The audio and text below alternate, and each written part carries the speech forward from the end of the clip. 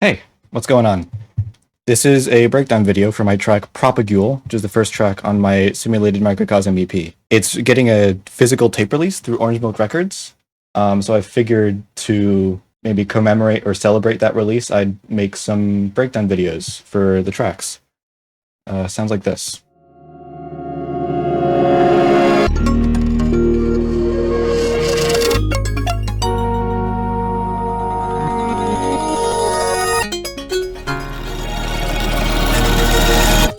Okay, so let's just break this down element by element. So it starts out with these three swelling pad layers, which are all rendered to audio.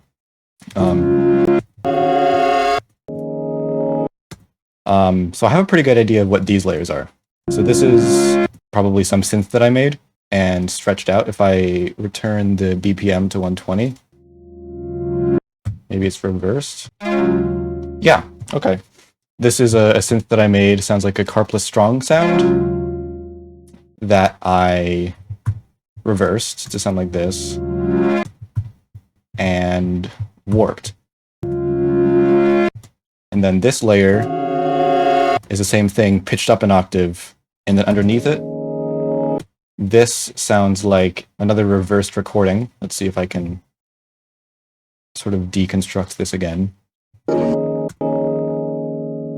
This sounds like the Ableton Synth Electric, which is a physically modeled electric piano. But I took that, reversed it, and it looks like I did not stretch it out. And I can tell that I didn't stretch it out because the BPM here is at 120. And that's my project file tempo. And whenever you freeze a track, it sets the BPM of the audio file to be the BPM of the project tempo. And when you stretch an audio file like this, you notice the BPM changing. So yeah, let's go deeper.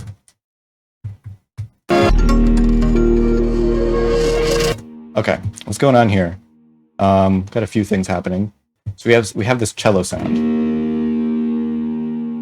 And this is the first of many layers that utilize a suite of plugins called SWAM instruments, which are physically modeled orchestral instruments.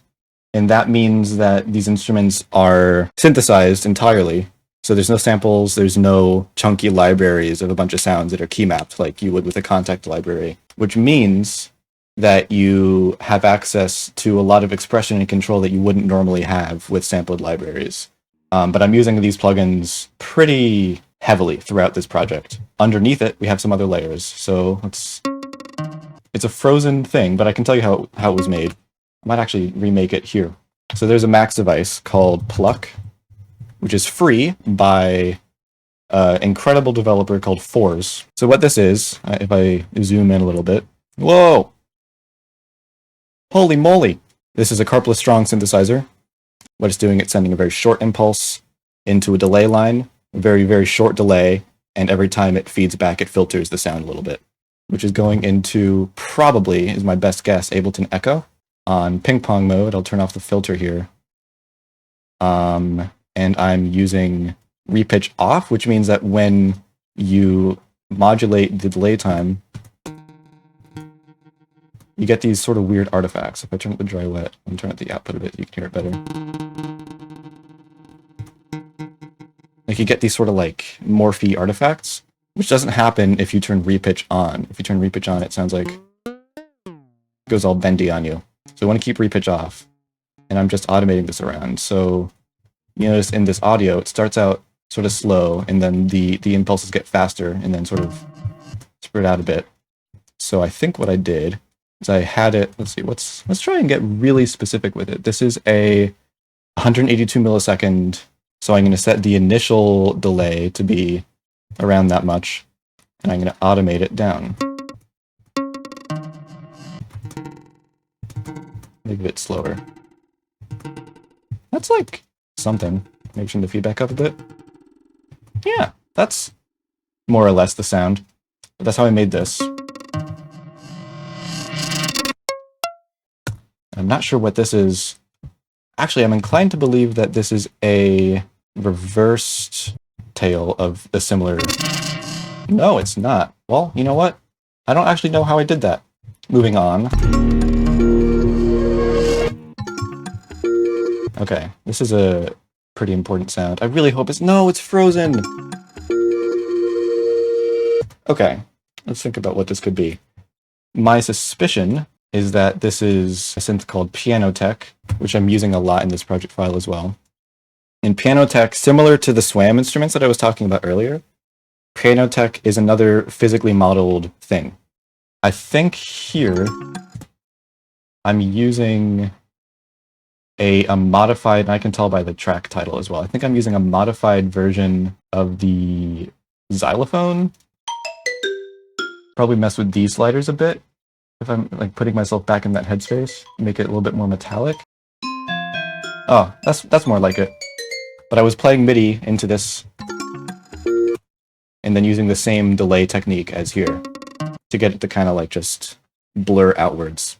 And I think I was also doing some pretty intense compression here because there's no way I could get it to sustain like that without some really crazy compression. So that's that sound. What's going on here? Okay, I like this one. This is Wavetable, the synth, you know, built-in synth in Ableton, and it's just a filtered saw wave, but I really love the way that the drive sounds on the OSR low-pass filter built into Wavetable. The OSR filter, you can get it in this menu, is, you know, just a colored version of the clean one. So this is clean, and it doesn't have drive. And I don't know, it just sounds really good. And I also really love this sub 2 wavetable. I use it in like every single project. I think that's everything. There's a few rises here. Let's go through this. Ah, that's interesting. All right, let's talk about what's happening here. So this is a Vital preset.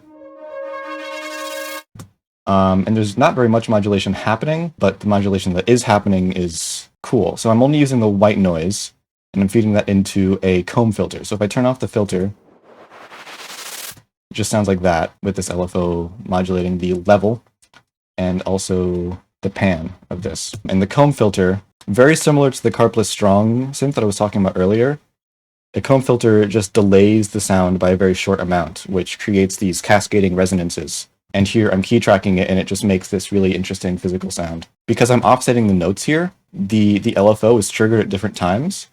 So if I put these two notes at the same time, the LFO is going to be in sync for each note, but because they're offset, it's like sort of moving back and forth in a cool way, which I like, and also plays into the fact that I'm modulating the pan. So it's like you get two different voices that are panned differently, but I'm moving back and forth like that. It's a cool effect. Let's move on.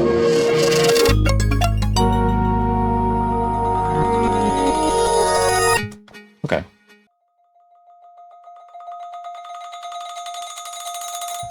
So this is Piano Tech again, but we can actually see it being used in a non-frozen track on the sort of glockenspiel simulation. The sort of key part of this sound is the way that I'm using arpeggiators here. I've got two arpeggiators in a MIDI rack in parallel, and both of them are going at different rates. So they both start at 178 milliseconds that they're arpeggiating, but they slowly drift apart. So this one moves down to 63 milliseconds, and this one moves down to 83 milliseconds. So they're starting out in unison. If I turn this off, and turn this off as well, you hear they move out of sync, which is because the rates are sort of, the difference between the two rates is increasing. And on top of that, I also have this note echo delaying this arpeggiator by an extra 100 milliseconds so that they don't start off right together, so that it sounds discombobulated the whole time, despite there still being that sort of separation in correlation between the two rates, which I think is cool. And I've also got this one pitched down by 10 semitones. Let's move on.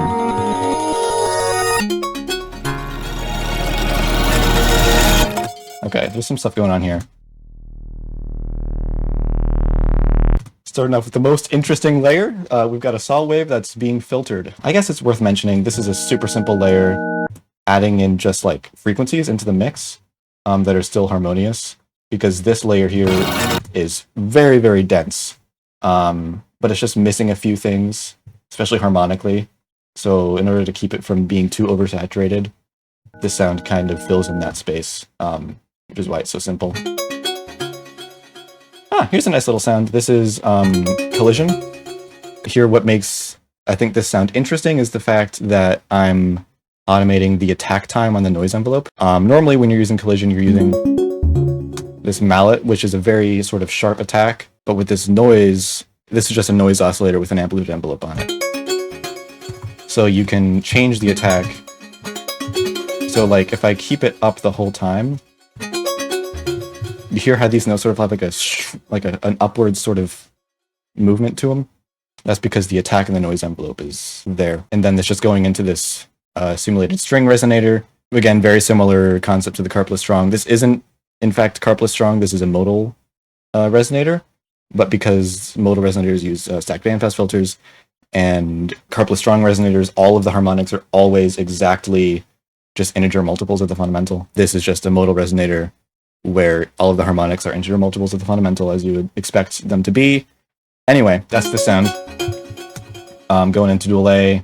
Let's check just if this EQ is doing anything. Oh, nothing! Fantastic! I haven't been opening these EQs because most of them are like that. I used to have my default track. When I made a track, it used to have an initialized version of Kirchhoff EQ and a utility. And I stopped doing that because Kirchhoff EQ, despite being an incredible plugin, is very CPU inefficient, at least compared to FabFilter Pro Q. It's something like 10 times more process intense than ProQ3, which is crazy. Even on an initialized preset with no filters, it still takes up more CPU. It's probably because of the really overkill oversampling. We've got a phase flint preset here. Oh, it sounds really crazy. If you look at that, it's a saw wave. Actually, there's maybe something interesting to say here. If I turn off these filters, saw wave, but I'm using the all-pass setting on nonlinear filter, which when you turn up the Q, you get some really weird resonances that are just like useful for adding character.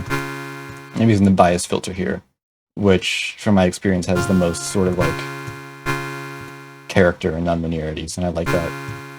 Just, you know, low pass filter, nothing too insane. Yeah, all right, let's go into the main bit.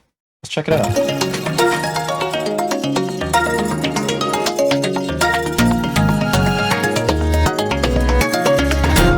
Okay, so the main synth here is this M Sound Factory patch. It's this guy.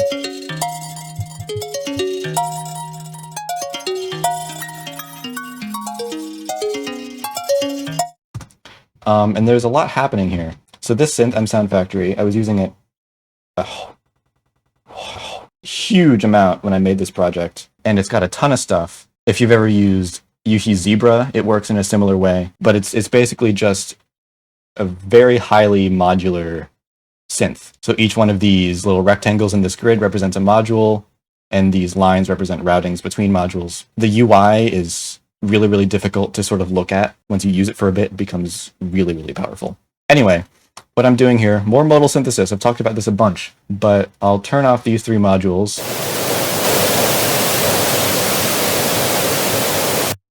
All right, so that's just noise. Going into an envelope, which is just an amplitude envelope.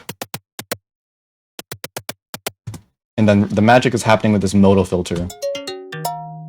And I explained it sort of badly earlier with the collision, but each one of these harmonics here represents a bandpass filter. And I explained this in my, like probably in multiple of my videos. Yeah, each one of these represents a bandpass filter. And I've got this profile here, which is sort of another representation of it. Each one of these little dots is horizontal is a frequency, vertical is amplitude. Nothing too crazy, but some of them are slightly offset, which gives it that neat sound. Okay, I didn't explain that very well, so I'm going to go in a little bit more depth here. Okay, so we've got the melted additive engine here. And notice all the harmonics are perfectly in line with each other. If I move one just slightly off, like this, you hear how you get those sort of beats, sort of intermodulation happening. That's what I meant by neat. It's just an interesting sound, and it has more character and texture than what you'd get by just having the harmonics being perfectly in line with each other. So that's the principle I'm talking about.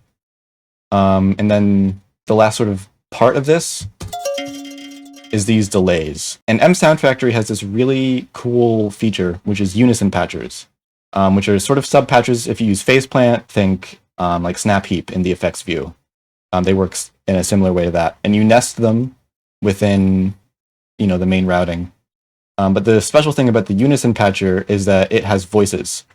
So right now I have 9.56 voices, which is not a very intuitive thing. I'll just turn this to an integer, 10. And what this does is it creates 10 copies of whatever is inside of the patcher, places them in parallel with each other, and then combines all of them at the end, which can be really cool for a lot of reasons. For example, this delay, I have it set with the true random modulator. I won't confuse it with this UI, but with the true random modulator on the delay time, this means that every single instance of this Unison patcher, so 10 voices, is getting 10 different delay times, which are just randomly spread out. And this makes this really compelling cloud of delays.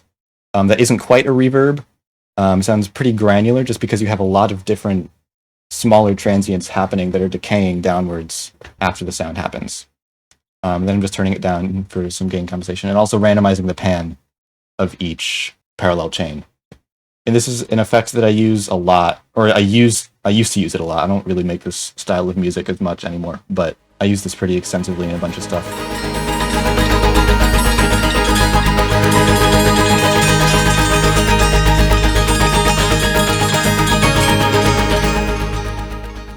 Next layer I'll discuss, I think, is this guy. What's going on here? Just sort of a piano ostinato. Playing similar arpeggios that are, I think, moving at different rates. So this one repeats every 6/16 notes, and this one repeats every 7/16 notes. So they're not going to really line up in the same way every time. This is called a polymeter, a polymetric situation. And they're each panned, this one is panned 40 right and this one's panned 40 left, which gives you a neat stereo effect. I don't know. I have an envelope MIDI, which is modulating the OTT amount just to get a little bit more girth on the transient. If I turn that off, it's not as like punchy. It's got a little bit of a click to it. What else is there? There's this percussion, which I think... So I believe, if I'm correct, this is... Yeah, so this is a recording of myself, I think probably just like hitting my chest or sort of slapping my thighs or something. And I've recorded it and I've quantized it, as you can see from these warp markers, and I've turned on the trusty transient shortening thing on the Beats warp mode. And then I'm just doing a bunch of processing to it. EQ, what do you know? And then vocoder is the main thing that's doing the work here. I have got it on noise mode and moving around the formant. So like if I... That's what's giving it that sort of sound. Really descriptive. Great. Ah, that's an interesting layer. I'll talk about this. So this is Harmer. Actually, I'll play it in context first. So this is emphasizing those sort of chord stabs that happen on, I guess these are upbeats. But yeah, this is Harmer. I'm really bad at explaining Harmer presets because the UI is just like really difficult. I'm doing 3 things in this patch, which is the harmonic prism here, the pluck module here, and the phaser module here. And they're all doing different things. So if I turn the pluck off, that's what happens. The pluck, if I go to the pluck shape, it just means that the higher harmonics up here, they're going to decay a lot faster, and the lower harmonics are going to decay a lot slower, which just gives it a more physical sound. I'm also using the harmonic prism, which again, for each harmonic, which in this graph is the x-axis, it offsets the harmonic by this amount in frequency, which means that the harmonics aren't going to be exact integer multiples of the fundamental.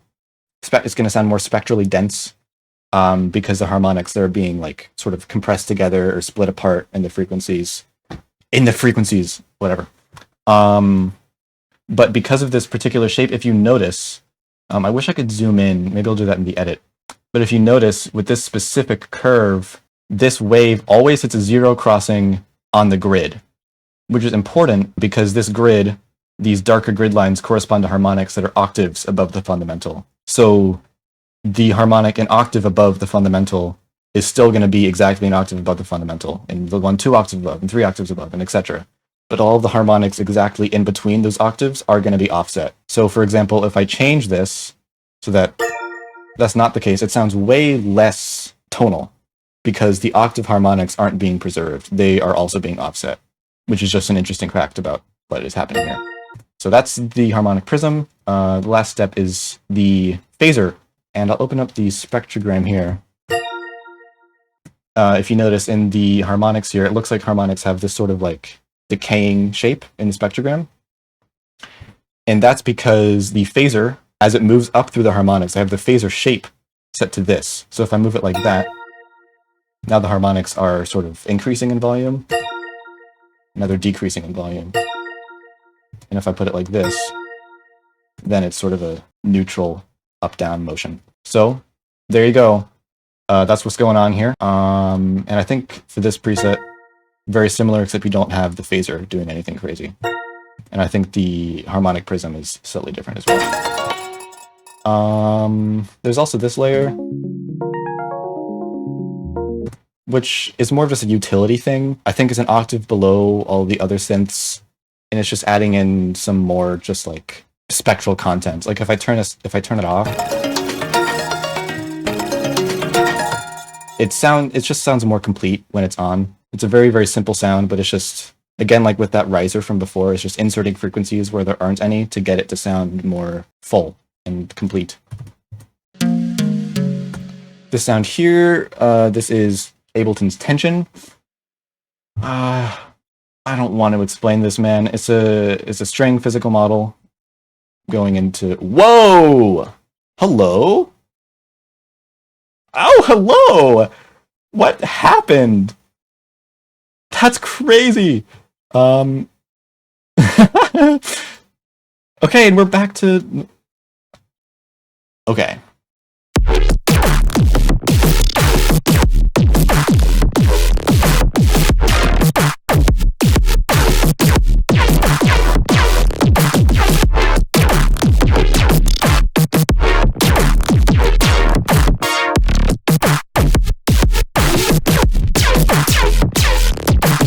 All right, let's move on.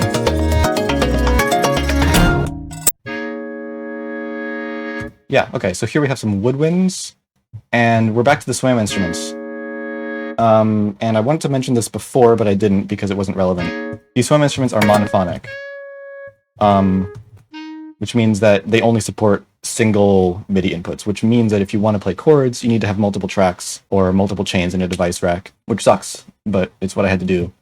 But because of the fact that it doesn't support polyphony, you can pan each voice individually, and very manually, which as a workflow blows, but it sounds good, and it's worth mentioning these are clarinets. And towards the end of this rise, I'm also automating up some auto pan just to sort of disperse it a little bit. All right, what's going on here?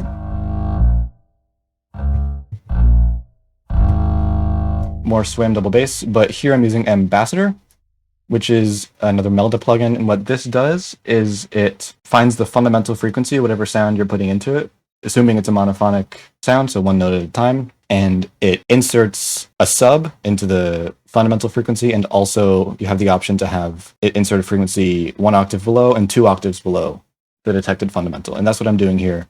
So if I turn these guys off,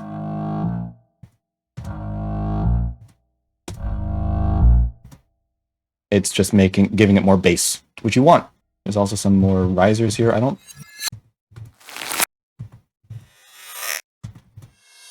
Yeah, these are just samples. What's going on here? We got... Ooh, that's a neat little guy. I don't have receipts, but these sound like operator plucks. Mr. Bill has a good tutorial on how to make these, but you take an arpeggiator and just automate the rate of the arpeggiator up over time to create what he calls an exponential rhythm. And I put this into an operator. I'm pretty sure this is just a sine wave with a very short envelope that I reversed. And it seems like I have 2 of them happening at the same time. playing different notes and also going at different rates. Very similar to you. Very similar to you. Same principle going on there.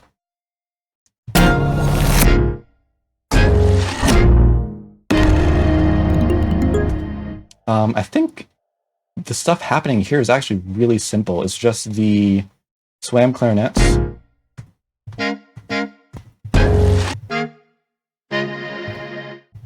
And the bass. And there might also be some other layers. Yeah, what's going on here? What is this? Damn, that's dense. Okay, this sounds like 4 different piano tech presets that I'll put the same chord into and layered them. Okay, but it's a very, very dense sound. I like this a lot. I might reuse this idea for future stuff. That's really cool. I forgot I did that.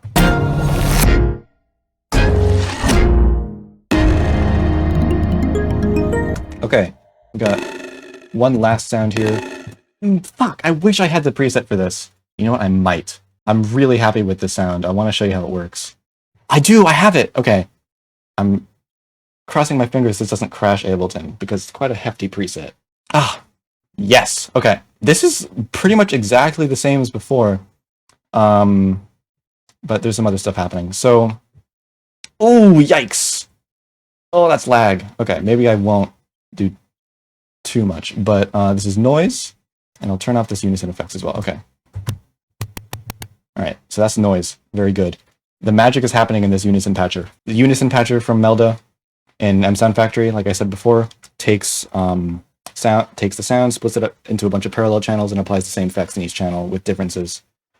Here I've got 7 parallel voices, and what's unique here is that I also have the modo filter in the parallel chain, and I'm offsetting the fundamental frequency, which makes it sound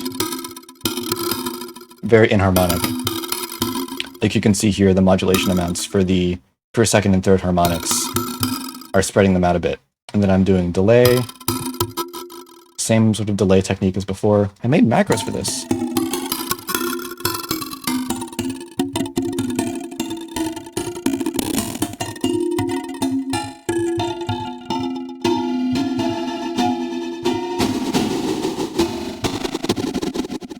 Fuck, that's a cool sound.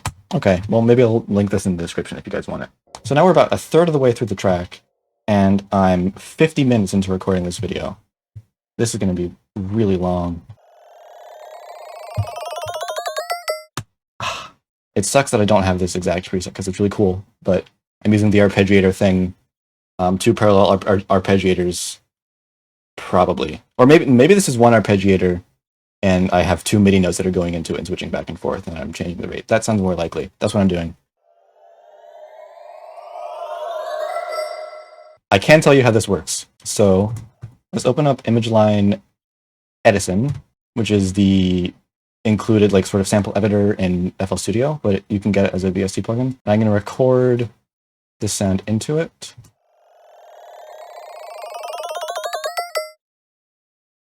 And Edison has a cool feature where you can blur the audio. I'm going to turn the amount down like this. I think what this is doing, it's applying a convolution to the sound and using an impulse response that is just like probably white or pink noise with this amplitude envelope. And the amount is the length of the impulse response. I think. I'm not totally sure.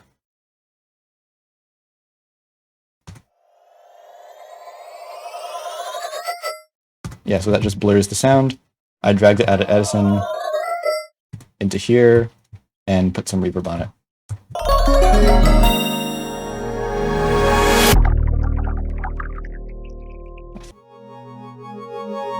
That's a neat sound. I'll talk about this.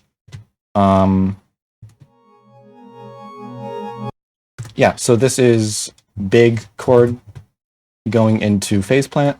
And for each polyphonic voice, I'm randomizing a few things. Two things, which is 2 LFO speeds. One of these LFOs is going to the pan, and the other of these LFOs is going to the gain. But because for each voice, their speed is being randomized, it creates a really cool texture with each voice having a different rate. So like if I just solo one voice,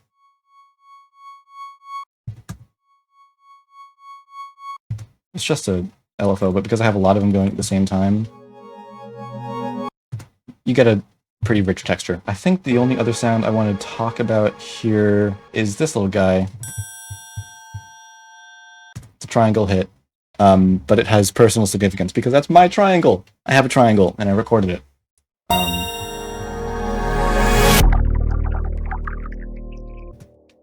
Right. Operator, that's what's in the bass. I think there's also a piano happening at the same time. Let's get receipts on that. Yep, piano. Oh, it's also going through a vocoder. Very cool. We're getting unique with our sound design using vocoders. Crazy. Okay, so this is where I think the track kind of picks up.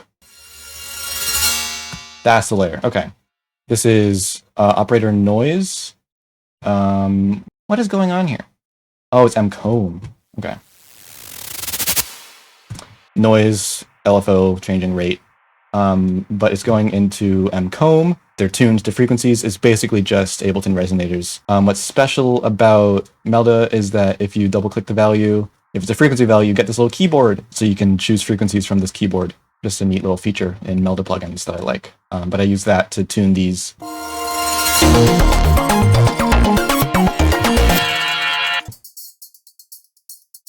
Oh, here's an interesting sound. So this is instrument rack with two operators, noise. At the time when I made this, I didn't know that you could make the noise stereo. So this is two operators in parallel, one panned right, one panned left, just producing different noise to make it stereo. In reality, you can achieve, I'll do it right now. You can achieve the exact same effect with a single operator if you just turn up the spread amount, because the spread with noise, you get two different noise oscillators, panned right, left, different noise, whatever. But it appears the main thing of the sound is these comb filters, and comb again. Shut the hell up and stop yapping. This person mapped the Ableton envelope follower to the frequency and resonance of each of the comb filters. And then I'm frequency shifting it. So when it's like this, it still sounds somewhat tonal because you have the harmonics are still exact multiples of the... Oh my god, this idiot can't explain shit. Because frequency shifters shift a sound spectrum linearly, unlike a pitch shifter which shifts a sound spectrum proportionally, ratios between harmonics are not preserved. This results in a sound with a diminished perceived tonality.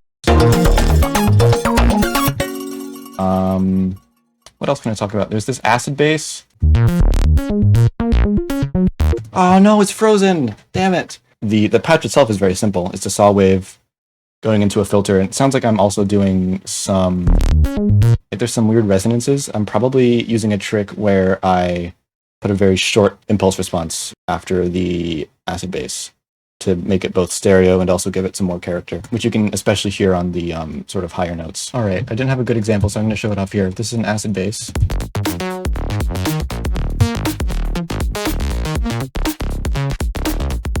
This is with the impulse response.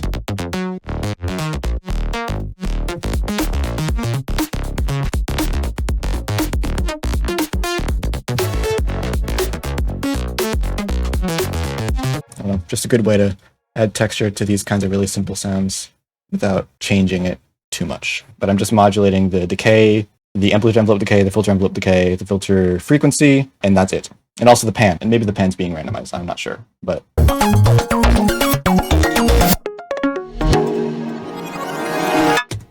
Okay. This is very simple. This is just more piano tech. Difference is that it's, well, shut up! Alternating between these two channels, one panned right, one panned left, so, just interesting in the stereo field. That's interesting. Okay, so into this chord change, it modulates up here. So this riser, that's a chord, but if I just preserve that into the next bar, it would be out of key now. So I have another one that's initially muted. You can see in the automation, it's initially muted here. But I turn it on so that it's the same timbre, but it's just playing a different chord. So you still get the tail of this riser, but it's a different chord, so it's in key. What is happening here? Ah! These are some fun sounds I made. Just some sort of modal samples. I think you can actually buy these now on my, you can find them on my website. But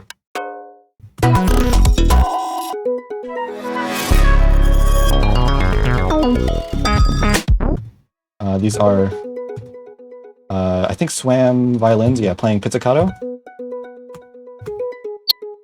Again, two different arpeggios that are one panned right, one panned left. Neat stereo effect, and also works melodically. And also, I think now's a good time to mention, almost all of the melodic material here is recycled of this one arpeggio that I have in the beginning. The motif is just everywhere in this track. Almost all the MIDI is just different derivations of that arpeggio. Like you can, in most of the layers that I've played, it happens. Or most of the melodic layers that I've played, it happens. Let's see, let's navigate back to where we were. Like in these pianos, for example. That's the ostinato. That's a version of it. There's not really anything interesting happening here in terms of synths, but the that's the melody.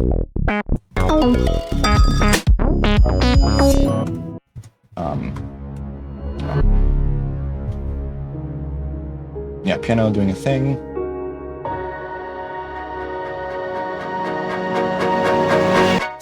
Okay, now it's going into the fun part. So these are violins.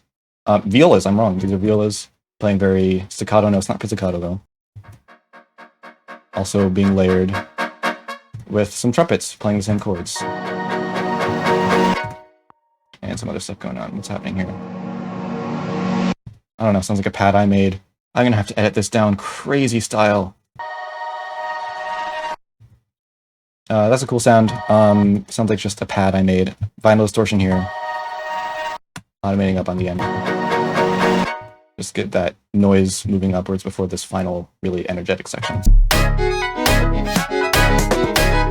And the sound design here is not very complicated.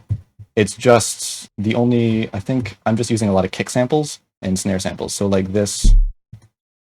Oh, that's Harmer. What? Crazy. The fuck? All right, well that you don't need fucking Harmer to do that. It's just a sine wave.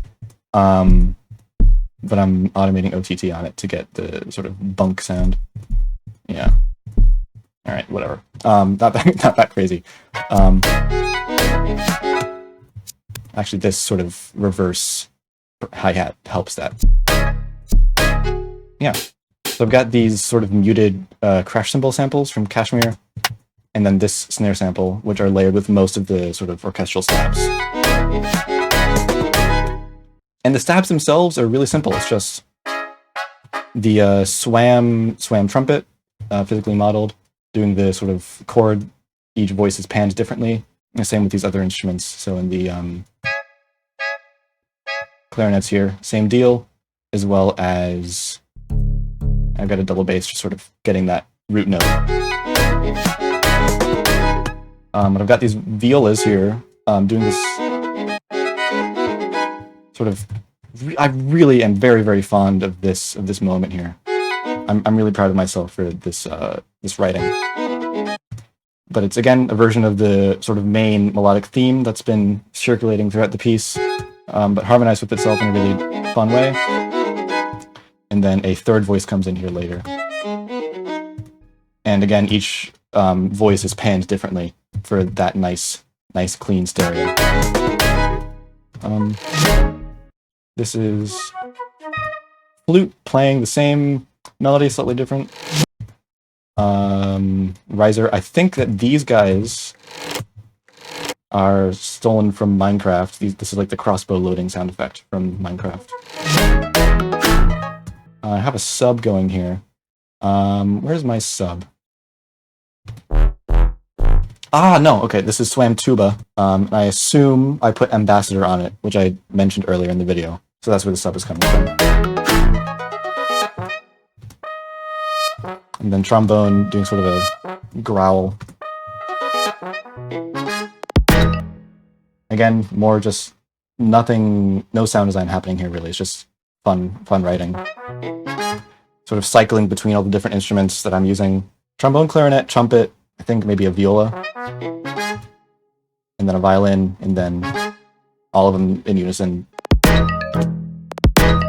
And then these sort of like clicky percussions are, I think, kick transients that I... yeah, this is a Mr. Bill kick. I don't know if this is my kick or if it's... I think this is my kick. I don't know anybody else who would name a kick all transient, no quills. Of course, in reference to the Eggman pissing on the moon, whatever. Anyway, fucking snare.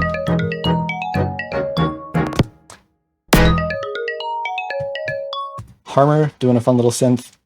No phaser here, it's just pluck and prism. The compression is really important here.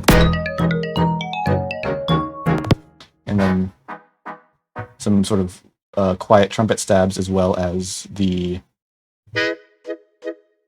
quiet clarinet, quiet double bass. Just all, you know, these sort of acoustic instruments that are acting as synthesizers. They're not being put in any space with a super big reverb or anything. This percussion here is just a bunch of kick transients that I'm panning around.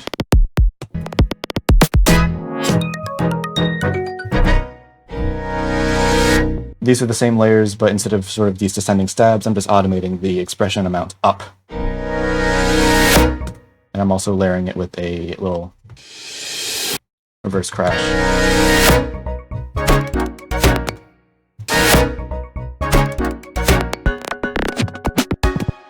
Again, nothing super insane happening here. It's all the same instruments. These percussions, just really like crazy edits. Oh man, that's so much fun. That's a fun little guy though. Who's this? What are you doing? Oh, okay, I'm using the envelope looping in Operator. So you can make these envelopes loop, and I'm just automating the decay time up so that the loop length gets larger. Same deal here. And again, I'm just having different notes panned different amounts for that stereo effect to keep talking about.